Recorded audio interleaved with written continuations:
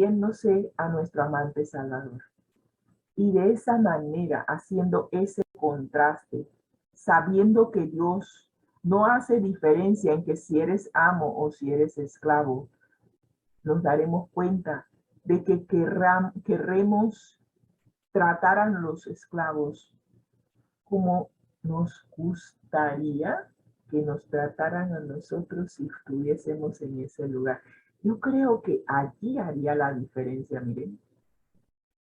Lo que decía Jesús, que los 10 mandamientos se resumen en amar a Dios con todo el corazón, con toda el alma, con toda la mente y con todas las fuerzas, y tratar al prójimo como a nosotros mismos. Si muchos de los amos hubiesen tomado ese principio para tratar a sus esclavos, otro gallo cantaría, como decimos en buen panameño. El trato hubiese sido diferente. Así que Pablo pide a los amos que hagan con ellos lo mismo, lo que habría sido impactante y revolucionario en la sociedad del siglo I. Los amos deben responder a sus esclavos con obras de bondad, de buena voluntad, regidas por su fidelidad a Cristo. Cuando tú tratas a la persona como Cristo te trata a ti, cambia tu relación con las personas. Cuando nosotros, inclusive, a pesar de que la persona no nos trate igual, y eso es un desafío, vamos a poner un ejemplo. La persona, un colaborador, le está robando a la empresa. ¿Cómo podemos nosotros tratar a esa persona, a ese colaborador, de manera cristiana y a la vez ser justos? Allí requiere todo un cambio en nuestra manera de pensar. ¿Sí? Un cambio total. Lo digo porque pasamos por una experiencia similar. Y cuando eso pasa, la reacción normal de cualquier gerente sería votar al empleado, porque los demás empleados están viendo cuál va a ser la reacción del gerente. Y si el gerente no hace justicia, de repente todo el mundo va a seguir el mal ejemplo. Así que hay que ser justos, pero a la vez Pablo está pidiendo que seamos cristianos. ¿Qué desafío? ¿Qué desafío? Hacer la voluntad de Dios, pero a la vez hacer justicia. Y solamente cuando demandas de Dios sabiduría, podemos hacer lo correcto. Y eso es lo que está pidiendo Pablo. Le está pidiendo que haya una transformación en la mente del que sirve, de aquel que es colaborador, que sirva, no sirviendo solo cuando el jefe está, sino que sirva como sirve a Cristo. Eso también requiere un cambio en la mente del que sirve.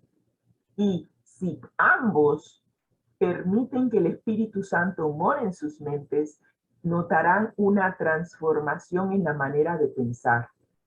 Y al hacer ese cambio en la manera de pensar, entonces, si sucede algo, el siervo procederá probablemente restaurando lo que ha tomado o probablemente pidiendo perdón por la acción. Pero el gerente también debe reaccionar conforme a lo que Cristo ha puesto en su palabra. No es fácil. Requiere una transformación de mente. Y recordamos el incidente donde nos dimos cuenta de que lo que estábamos dando a nuestro colaborador para que hiciera pago de su seguro social. O sea, estamos hablando de que al colaborador se le estaba pagando el seguro social de forma independiente y él debía hacer el pago a la institución porque era para su propio beneficio. Sin embargo, se estaba quedando con los recursos y no lo estaba dando. Y cuando fuimos a buscar un paz-y-salvo, nos sale esta cuenta y nos dicen, usted no ha estado pagando el seguro social. Y nos preguntamos, ¿cómo así? Nosotros hemos estado dando. Y cuando confrontamos al colaborador, el colaborador nos pidió perdón y nos hizo ver la situación que estaba pasando y que la tentación pudo más. ¿Cómo se maneja eso? Tuvimos que demandar de Dios sabiduría, porque implicaba ahora buscar recursos para volver a hacer ese pago. O, bueno, es que no había un O, le debíamos al gobierno, así que había que hacer ese pago. Pero, ¿y qué hacer con el colaborador? Si hacíamos el pago y nos poníamos a tono con el gobierno y se despedía al colaborador, entonces todo ese dinero que se había invertido hasta ese momento quedaba en nada. Había que demandar de Dios sabiduría. Así que hicimos los arreglos pertinentes, arreglamos con el colaborador y para hacerles la historia corta, el colaborador vio que nosotros los tratamos como no merecían, que realmente se les extendió gracia. Y ese colaborador llegó a ser uno de nuestros más fieles colaboradores. Se mantuvo con nosotros hasta que finalmente se jubiló.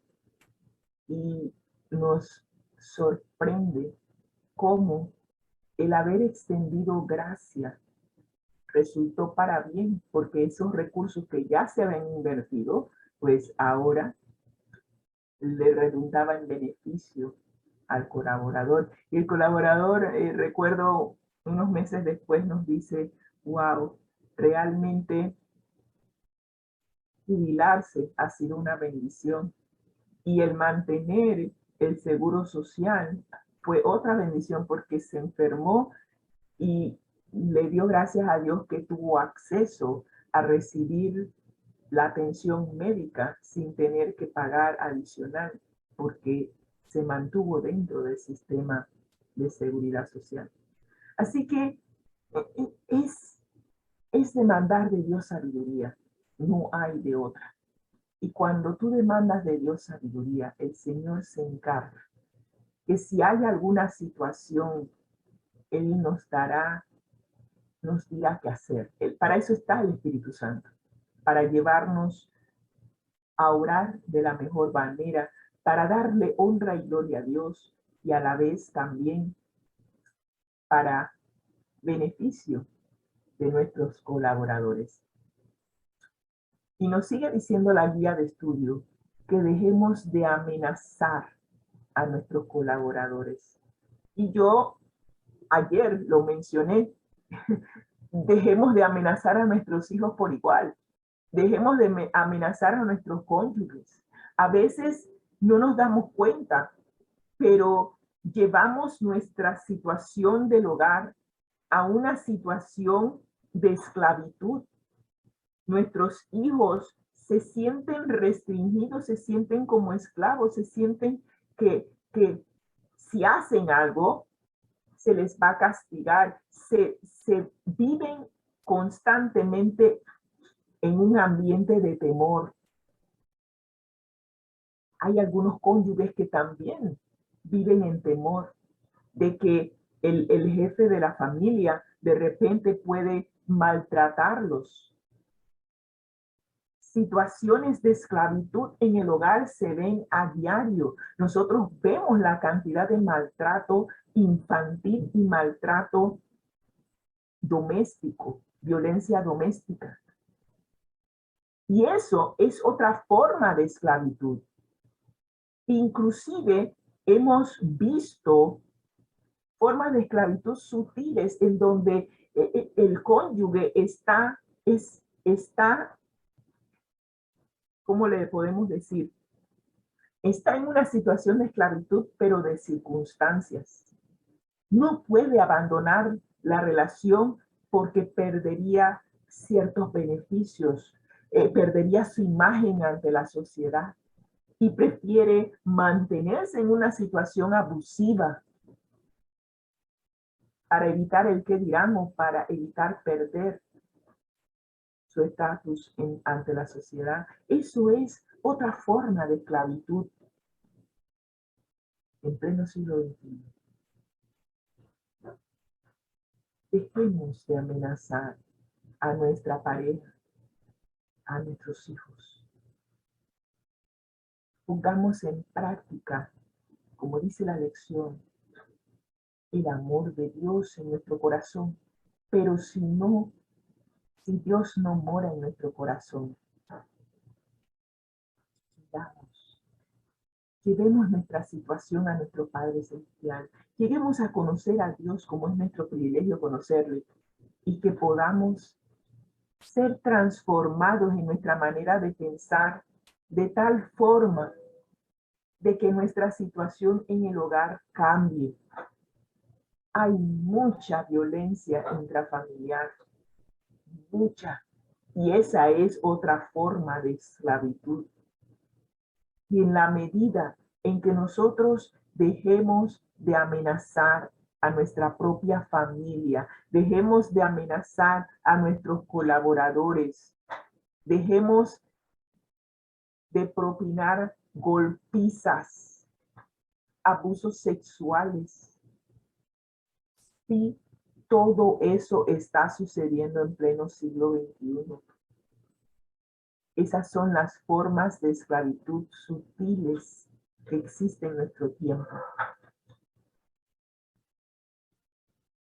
He visto inclusive padres que castigan a sus hijos no dándoles de comer. Te vas a tu cuarto y hoy no cenas. Eso es una forma de esclavitud y de violencia doméstica. Eso no debe estar pasando. Marcación de esclavos, en donde se les ponía ese hierro caliente como a los animales, al ganado. ¿Cuántas veces no llegan niños a la escuela marcados por las palizas que han recibido en su hogar, ya sea de su padre o de su madre?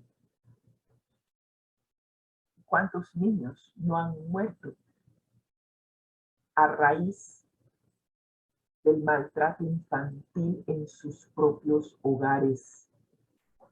¿De qué estamos hablando aquí? No estamos hablando de algo que no sucede en pleno siglo XXI. En el tiempo de Pablo era común y en nuestro tiempo es aún más común. Y aún sabiendo que ese tipo de maltrato es ilegal, se sigue perpetuando de generación en generación. Pablo desea y Dios desea que haya un cambio, que dejemos de amenazar y que podamos tener una relación familiar y una relación en nuestras empresas con nuestros colaboradores que sea una relación sana. Pablo respalda sus mandatos con dos motivaciones que exhortan a los amos a ver más allá de las estructuras sociales del mundo grecorromano. Uno, ellos y sus supuestos esclavos son coesclavos de un solo amo. Nosotros somos siervos de Dios y por ende debemos estar conscientes de que, aunque yo preferiría no verlo desde ese punto de vista, Pero, siguiendo lo que escribe el apóstol Pablo, nosotros tenemos un amo en el cielo. Yo lo veo desde el punto de vista de que yo tengo un Padre Celestial que me ama. Y mi Padre Celestial desea lo mejor para mí como hija. Y por eso le sirvo por amor, no por obligación. Y no por evitar un castigo. Le sirvo porque Él me amó a mí primero y me demostró su amor entregándose por completo cuando Cristo vino a tomar mi sentencia de muerte, a morir en mi lugar para que yo tenga vida eterna. En agradecimiento por todo lo que Dios ha hecho en mi vida, le sirvo por amor. Eso hace la diferencia. En segundo lugar, nuestro amo celestial, nuestro Padre celestial, lamentablemente tiene que realizar un juicio. Tiene que evaluar nuestro expediente, tiene que revisar el expediente y ver si realmente nosotros nos entregamos a Él por amor o no. Y nos va a tratar a todos por igual. No va a haber acepción de personas. Así que tomando esto en cuenta, gran parte del vocabulario del apóstol Pablo en la epístola a los Efesios es sumamente alentador para los esclavos cristianos. Y primero, como dije al inicio, mi relación con Dios es de padre-hija. ¿Qué es lo que el Pablo quiere que nosotros recordemos